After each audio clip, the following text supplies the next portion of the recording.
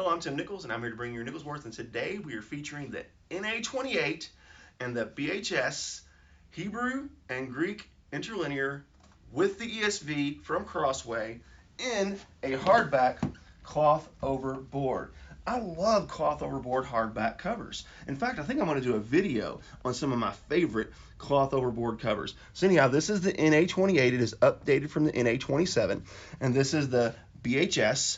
And this is what they use to translate the Old Testament, and this is what they use to translate the New Testament. They are both critical apparatuses. They include the Dead Sea Scrolls and the Masoretic manuscripts and all the other findings that they've had with the scrolls, and this one includes all the updates. The Catholic letters have been updated in this one from the 27th edition, and it is currently what the ESV uses in order to translate its text. Now, I'm going to be honest, okay? I do not know Hebrew. I do not know Greek. The reason I love these things is simply because I am a visual person, and I love to be able to see the original languages next to the language I can read, and I honestly hope one day to be able to learn at least the Hebrew and possibly the Greek. But in the meantime, if this is something that's up your alley, if you're a person that knows the Greek, if you're a person that knows the Hebrew, and you want to have a side-by-side, this is absolutely perfect for you. So let's take a look. First of all, there is no compromise on the text size. Okay, so you have your 11-point font, single column, and then you have your Hebrew here, or I'm sorry, your Greek here with your notes. Now again, I can't read this. I don't know what this is, but I really appreciate being able to read along and kind of try to figure it out. And even sometimes, like, I will get out my software and I will look up the Greek word and then I will find it here and I will match it up here just so I can see with my eyes what it looks like. And as you go throughout, of course, you don't see a whole lot other than just the same thing. You have your single column, 11-point, but that's a big font. Paper is a little thin. It can't be line matched, of course, because you have Greek on one side and English on the other, but the ghosting isn't bad. And then when you get to the end, there's some different things. I have no idea what these are. So maybe there's somebody that can educate me on this stuff, because I'd really love to learn. Blue cloth over board, has a nice little paper liner. It is, look at there, it's reinforced. So this should hold up pretty good over time. Now let's move into the Hebrew. If anybody knows anything about me, you know that I absolutely love the Hebrew people and Judaism.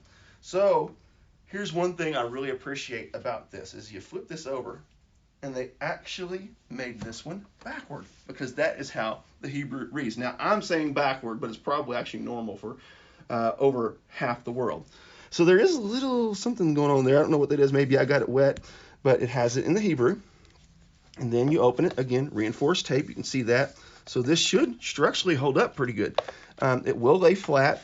You kind of have to, with hardbacks, you have to work with them a little bit to kind of do this once you open them.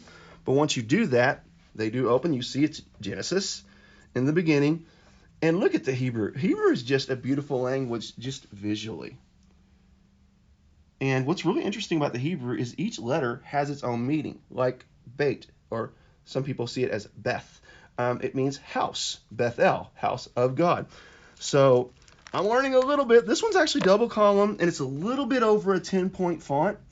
Again, impossible to line match because you have Hebrew on one side and you have English on the other.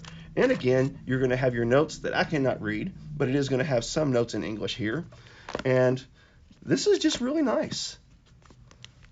It would be really cool to be able to learn it. Now, you can see when a book is this thick, that is going to travel down into the gutter a little bit. There's just nothing you can do about it with a book this big. I guess you could like lay another book under it, and it would kind of cause that to not be in the gutter so bad. And also, when you get to the end, another thing is, this is set up in the actual order that Jesus would have been familiar with 1st and 2nd Chronicles in the back, because it was meant to repeat. The story of the New Testament or the Old Testament was meant to repeat over and over again, and 2nd Chronicles is kind of a repetition of the entire history of Israel.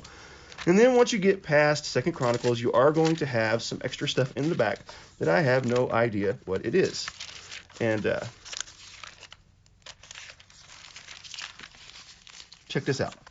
It has kind of your beginning here, so I guess if you start backwards, the preface, and that's about it. So I really like it. I don't know how to use it fully, but at least I have the ESV, and maybe one day I'll learn this. So do you know Greek? Do you know Hebrew? Tell me about it in the comments and let me know. But anyway, meanwhile, God bless you. Keep calm. Jesus on. This is your Nicholas Word.